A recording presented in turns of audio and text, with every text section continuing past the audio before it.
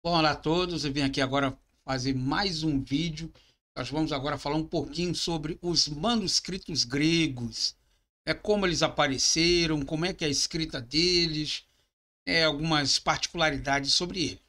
Tá, esses manuscritos se dividem em dois grupos: manuscritos de texto contínuo, que contém um texto em ordem por capítulos e livros do começo ao fim, e manuscritos de lecionários, que contém passagens de várias partes do Novo Testamento organizadas segundo a ordem que aparece na lista de leituras para os domingos e dias festivos do calendário litúrgico ou eclesiástico. Tá bom? Isso aí você pode ver no livro Os Manuscritos Gregos, a página 14 até a 24, na introdução, o Novo Testamento Grego.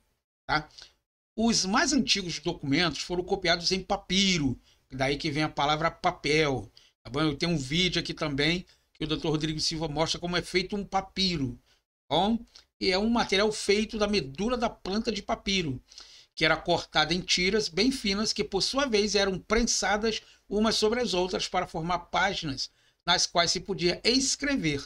E a partir do século IV, né, depois de Cristo, aproximadamente, começou-se a fazer cópias em pergaminho, né, que é o couro ou pele dos animais, né? E fazer cópias desses escritos era um processo caro, por duas razões: o custo elevado do material de escrita, o tempo necessário para se fazer uma cópia de um só livro, tá? Em média, para se fazer uma cópia manuscrita do Novo Testamento em pergaminho, eram necessárias as peles de pelo menos de 50 a 60 ovelhas ou cabras. Olha só, o camarada tinha que ter 50 a 60 ovelhas, ele tinha que comprar, né? Esse material todo passava por um processo de raspagem, de limpeza, tá? Depois tinha que pagar um copista para fazer o serviço, tá bom? E é um processo muito demorado, porque ele fazia letra por letra. Hoje não, você chega aqui no Word, aqui, você copia, Ctrl C, Ctrl V, pronto. Você copia um livro inteiro em segundos. Mas na época era letra por letra. Então o pergaminho foi usado até que começou a ser substituído pelo papel no século XII. Nós conhecemos como papel normal aí, né? Você bota aqui na impressora que você tira quantas xerox você quiser na hora, né?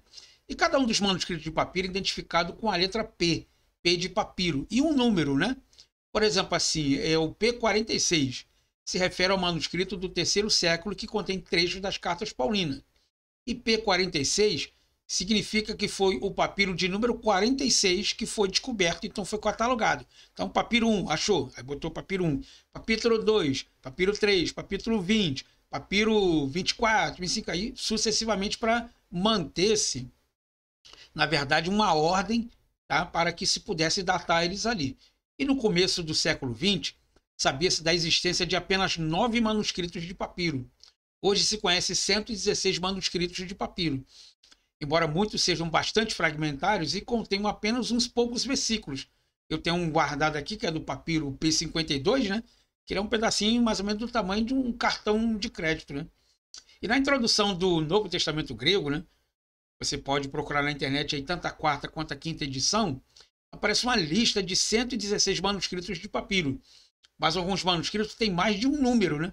Por exemplo, o P33, o P58 são fragmentos de um mesmo manuscrito do sétimo século. O papiro 64 e 67 são fragmentos do mesmo manuscrito copiado por volta do ano 200 depois de Cristo. O tipo de escrita usado até o nono século era a escrita uncial, é uma escrita bem grande. Bom, eu tenho aqui no canal também um vídeo falando sobre os códices. Você vai ver as letras bem grandonas, ou maiúscula, né? E os manuscritos foram copiados com esse tipo de letras. São chamados de unciais ou maiúsculas, são as letras grandonas. E existem 306 manuscritos unciais. Embora apenas um pouco mais do que 2/3 desses manuscritos tenham mais do que 2 páginas de texto. E alguns foram se fragmentando, foram sumindo, né? E foi sendo catalogado e praticamente só 2 ou 3 assim foram achados. Já tem que ter muitos ainda que estão perdidos por aí, que se montar dá um livro bem grande, né? E os manuscritos unciais são identificados com uma letra do alfabeto hebraico, latino ou grego, ou então com algoritmos arábicos, né? Antecedido por um zero. Em alguns casos, o manuscrito é conhecido por uma letra e um número. Por exemplo, o Códice Vaticano é um manuscrito do quarto século, e quase com certeza continha originalmente toda a Bíblia grega. Geralmente ele é chamado de Códice B, tá? Porque foi o segundo códice a ser achado. O primeiro foi o Sinaíticos, tá? Mas tem também o número 03. Os unciais eram copiados sem qualquer espaço entre as palavras e frases. Esse tipo de escrita é chamado de scriptio continua. A scriptio, que é escrever, e continuo quer dizer escrever direto, sem pausa, sem ponto, sem vírgula, como você mesmo pode ver aqui no texto, tá? E as divisões em capítulos que conhecemos e usamos hoje foram introduzidas no texto por Estevão de Langton, que ele é a serviço da Cantuária no século XIII, que melhorou bastante para que nós pudéssemos entender mais o texto e achar uma frase ou um livro mais rápido, né? Foi muito bom essa ideia dele. E a ideia de versículos teve início em 1551 numa Bíblia impressa por Roberto Stephanus. E desde o IX século até o tempo em que o Novo Testamento passou a ser impresso, foi usada a escrita minúscula, do latim minúsculos, quer dizer, bem pequeno, né? Ou cursiva, né? Que é escrever na mão. Manuscritos que têm esse tipo de escrita são chamados de minúsculos ou cursivos e são identificados por algarismos arábicos. O Códice 33, por exemplo, é um manuscrito do IX século que contém todo o Novo Testamento, menos o livro de Apocalipse. Tá? E a grande maioria dos manuscritos gregos de que dispomos em nossos dias, o número chega a 2.856 manuscritos, todos eles, a maioria, tudo minúsculos, ou seja, datando do século XIII para frente. Né? E a maioria deles datando do período que vai do século XII, né? Eu falei 13, então já corrigindo aqui, ó, do século XI ao século XIV, que é exatamente o período que começa a escrita dos minúsculos. Os minúsculos começam então do século IX ali, mais ou menos, tá bom? Mas isso aí é uma conta matemática assim que a gente não tem muito do que racionalizar ela como certeza, né? Além dos mais de 3.000 manuscritos de textos contínuos mencionados acima, existem 2.403 manuscritos de lecionários. Lecionários são parte das escrituras, né, que eram separados por temas. Então era colocado no rolo, e então a pessoa lia no Shabat ali, assim como Jesus leu o livro de Isaías. Na verdade não foi o livro, foi uma página que ele leu do livro de Isaías. Tá bom? Esses manuscritos aparecem no aparato crítico e são identificados pela letra L, em itálico, seguida de um número ou símbolo coletivo, lek, que vem de lecionário, e L de lecionários, né? Lecionários gregos. A maioria dos manuscritos de lecionários representa o tipo de texto bizantino. Daí, em razão disso, são geralmente considerados menos importantes na tentativa de reconstruir o texto original. Por quê? Porque ele é um pouco mais tardio. Então, a preferência se recai mais para o texto mais antigo, que é os unciais. Tá? Para uma discussão mais detalhada a respeito dos manuscritos gregos, incluindo os lecionários, veja o capítulo 1 e capítulo 4 desse livro, que nós vamos abordar também. Tá? Que é a obra do The Test of the New Testament in Comparative Riches.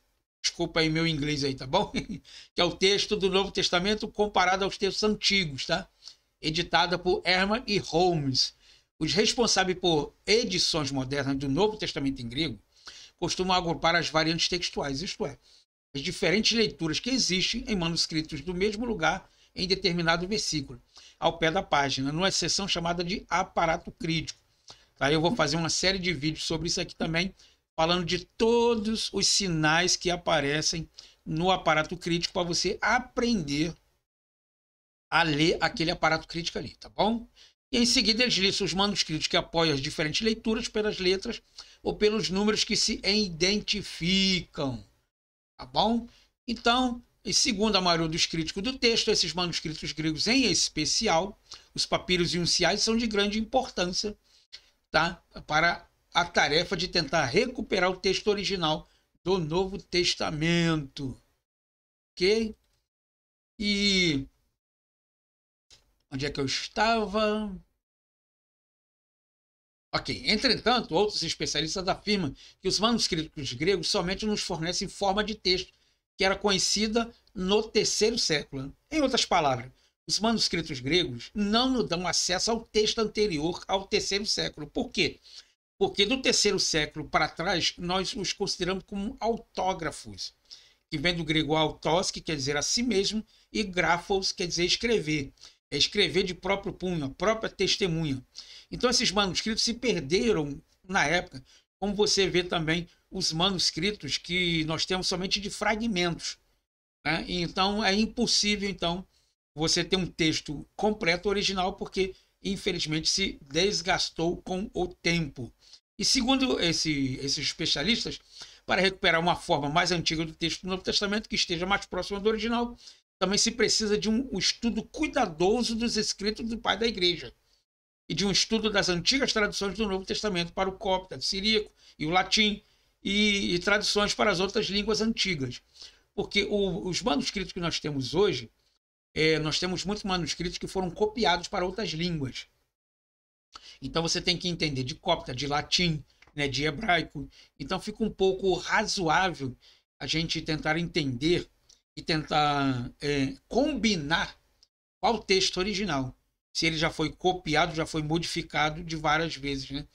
Porque na realidade o latim não é igual ao grego e as palavras que estão no grego não são igual do hebraico e assim sucessivamente. Nós temos palavras diferentes, nós temos problemas diferentes, nós temos situações diferentes, então para reconstruir o texto original fica muito difícil. Então eu agradeço você por ter ficado aqui até agora, conhecer um pouquinho sobre os manuscritos. Agora vamos falar um pouquinho sobre os materiais da escrita, né? Como eram compostos e algumas dificuldades nos textos também. Tá bom? Eu agradeço você por ter ficado até agora novamente e espero você em mais visitas e mais informações nas salas de aulas. Tá bom? Então, nos vemos até uma próxima aula.